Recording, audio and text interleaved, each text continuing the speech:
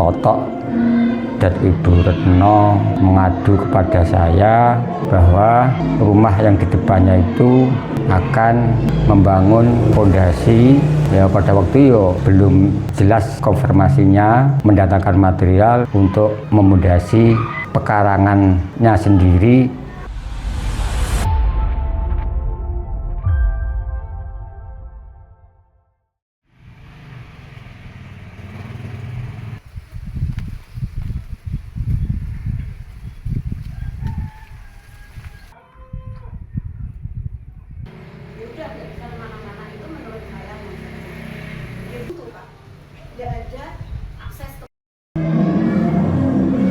Pak, mungkin bisa diceritakan terkait awal mula adanya pembatasan jalan dengan fondasi batu kumpul Pak di Wonogindo seperti apa? Kalau asal mulanya, jadi pada waktu itu hari Jumat, jadi dari Bapak Toto dan Ibu Retno mengadu kepada saya bahwa rumah yang di depannya itu akan membangun fondasi. Ya pada waktu itu belum jelas konfirmasinya, cuma mendatangkan material untuk memondasi pekarangannya sendiri yang dipergunakan akses jalan warga lingkungan tersebut. Terus yang bersangkutan yang lapor kepada saya tadi, saya suruh konfirmasi langsung kepada yang bersangkutan. Terus sampai batu kumbung tersebut dipasang, tidak ada konfirmasi kepada yang bersangkutan. Itu cerita awalnya. Yang bersangkutan ini siapa? Yang pertama yang lapor tadi, terus saya suruh untuk konfirmasi yang tetangganya yang mendatangkan material tersebut. Itu maksud saya dikonfirmasi itu tujuannya untuk apa gitu. Yang lapor ke lingkungan Bu Retno. Kemudian yang bersangkutan tadi yang mendatangkan material itu Bu Watri. Tapi setelah jenengan memberikan saran itu, Bu Retno enggak konfirmasi kepada Ibu Watri. Dan akhirnya Bu Watri memasang itu sekitar pada hari Minggu. Itu baru dipasang batu kumbung tersebut. Nah, itu awal ceritanya gimana Pak? Kok bisa Bu Watri itu memasang batu kumbung di lorong itu? Ya, waktu pas saya tanya, kelihatannya tidak ada masalah, tapi terus saya tegaskan lagi terus kelihatannya yang bersangkutan tersinggung. Yang bersangkutan tersinggung. Bu Watri ini tersinggung? Iya. Tersinggung? Cuma tersinggung permasalahan apa, beliau tidak menceritakan. Berarti tersinggung terhadap Bu Retno? Iya, tidak tahu, pokoknya tersinggung.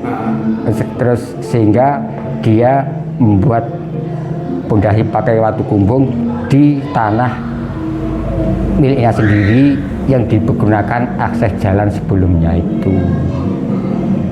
Berarti ini yang berkonflik antara Bu Retno dan Bu Watri? Sementara itu rumahnya berhadapan-hadapan. Rumah Bu Retno dan Bu Watri itu berhadapan-hadapan, terpaut sekitar 2 meteran kan.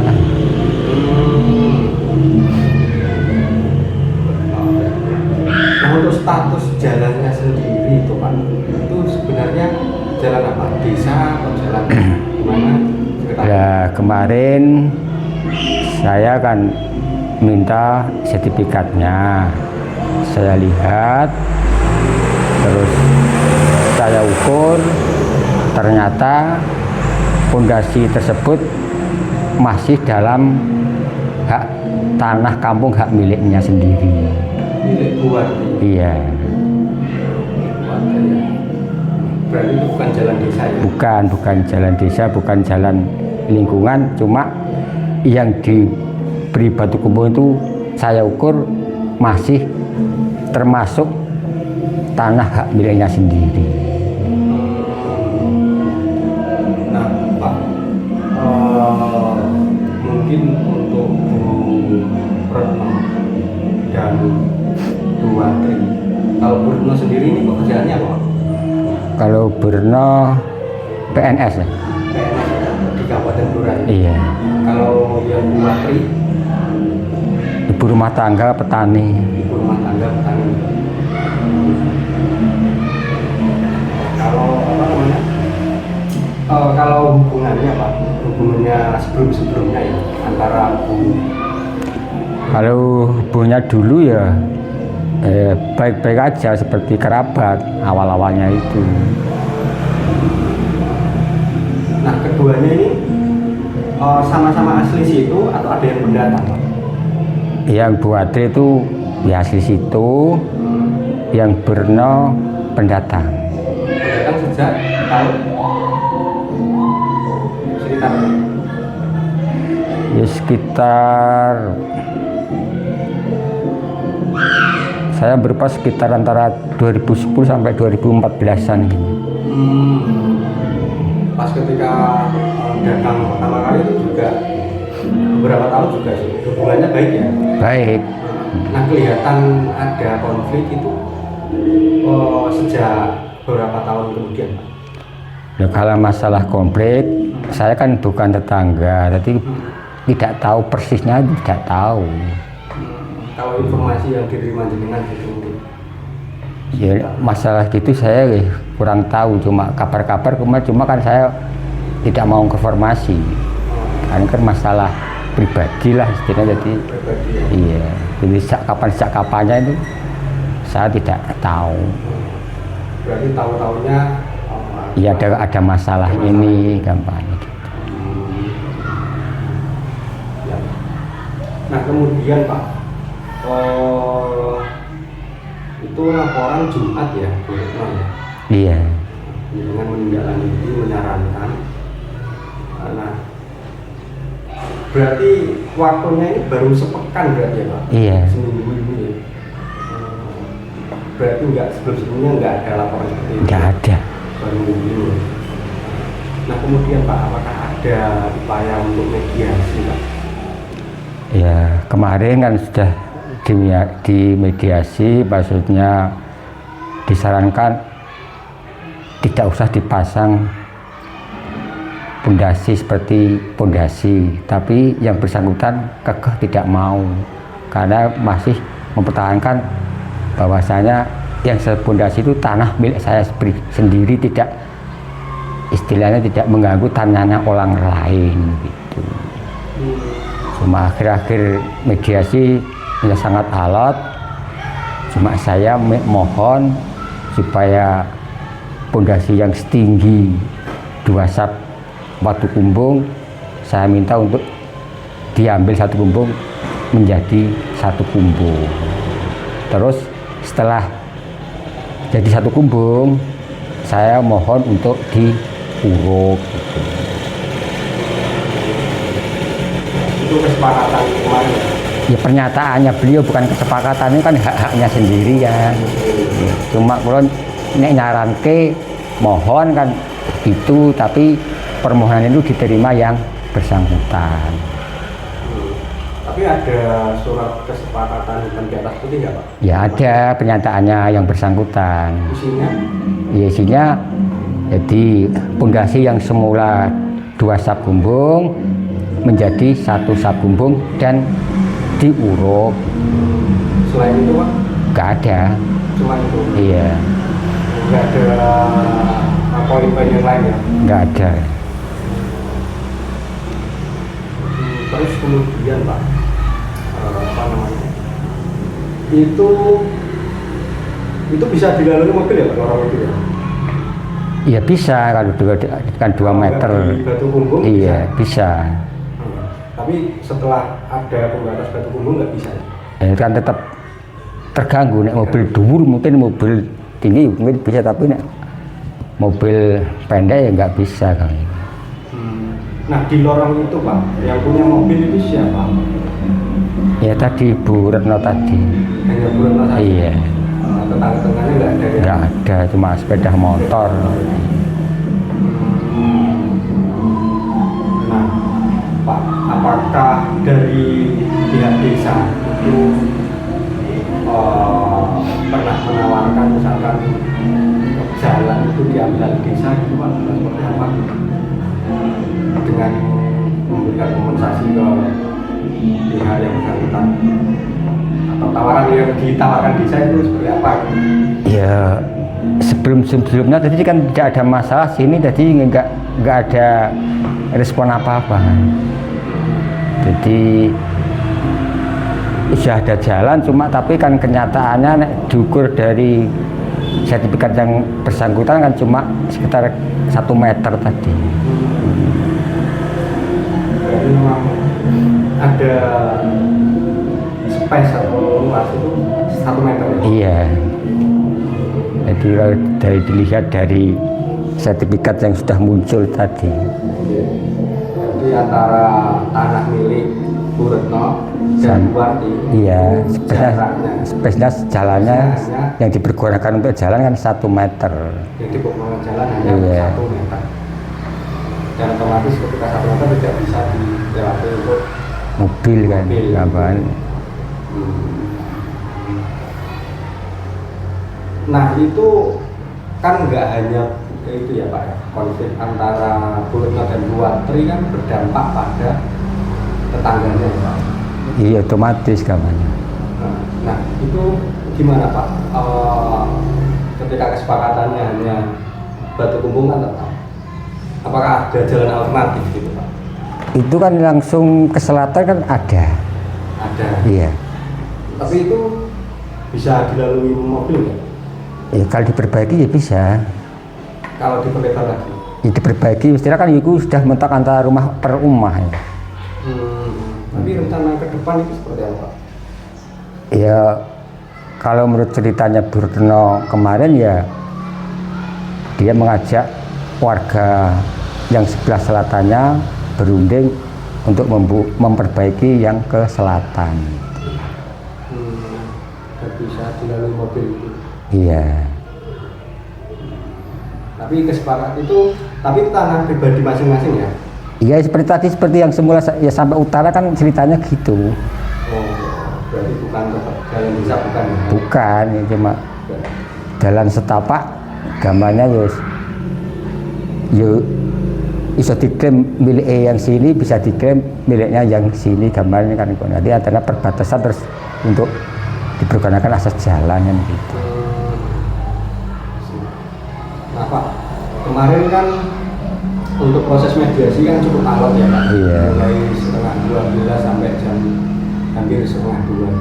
Nah itu mungkin hambatan proses mediasinya itu seperti apa sih Pak? Mungkin bisa diceritakan gitu, kok sampai lama gitu?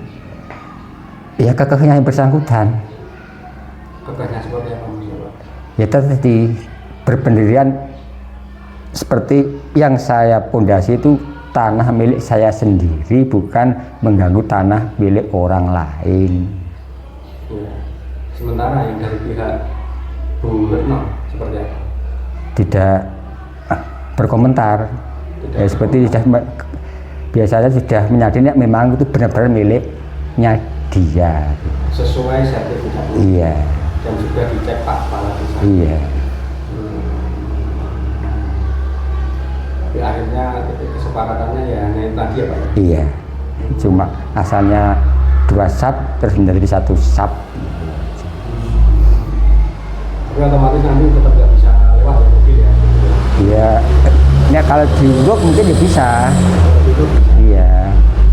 Bisa mono kanan kirinya diuruk ya bisa. Pak, tapi kalau konflik itu Pak pernah dengar cekcok nggak Pak antara kedua belah pihak yang berkonflik itu? Saya nggak pernah dengar gitu. Nggak pernah dengar. Tiba-tiba Tiba-tiba ada masalah gitu. salah gitu aja. Iya. Dan warga tetangganya juga nggak pernah cerita ya? Nggak pernah. Nah Pak, untuk menjaga kondusivitas Pak, itu seperti apa? Karena dinas sebagai kepala desa gitu dengan adanya gini.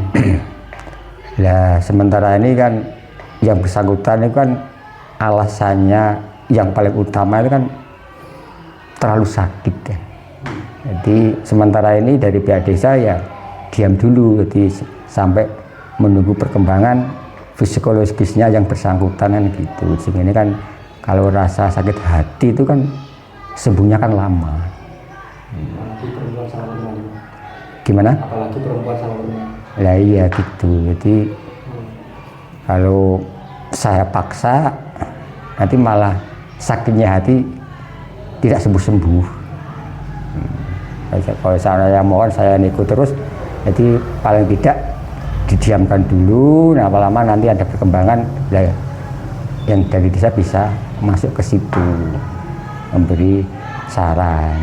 Nah, sementara itu ya sepakatannya seperti apa yang telah dituai, yang dinyatakan yang bersangkutan sampai nunggu perkembangannya gimana. Tapi nanti tetap ada mediasi lanjutan ya Pak, ketika kedua belah pihak sudah adem intinya. Ya nanti melihat perkembangannya. Pak, kalau konflik soal sengketa, maksudnya soal tanah seperti di Desa Kalang ini baru kali ini terjadi atau sudah sering terjadi?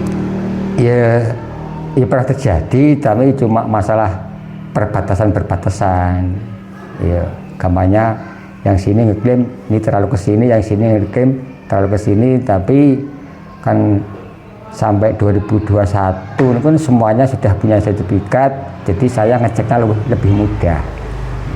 Berarti dasarnya sertifikat Gitu kan, diadu sertifikat satu dengan satu, ya sudah sesuai ya sudah selesai, sudah yang bersangkutan sudah memaklumi. Biasanya begitu ya Pak, ya nggak berlarut-larut. Enggak langsung ya, kalau sudah mana sertifikat itu tunjukkan, mana sertifikat tunjuknya, saya ukur, ya sudah sesuai ya sudah. Misalnya geser 10 cm, 15 cm, lumrah lah, gampangnya begitu. Tapi beda permasalahannya dengan kasus ini ya Pak. Nenek, ini istilahnya kasus itu kan ya bukan konflik pertanahan hasilnya. Ini orang konflik kalau gimana? Aslinya berarti konflik Batin kan. konflik batin. Iya. Pribadi. Bukan konflik pertanahan kan ya bukan. Dia tidak ngeklaim hak orang lain. Nah, kecuali dia mengklaim hak orang lain. Wah, tanahku mbok banguni semene. Jadi kan yang bangun kurang andek rene. Ini termasuk tanahku, kan tidak gitu. Nah, cuma dia membatasi hak miliknya sendiri. Jadi istilahnya kalau kasus ini tidak termasuk konflik sengketa pertanahan. Konflik batin. Merembet ke Ya biasalah kan konflik batin itu merembetnya bebas kan.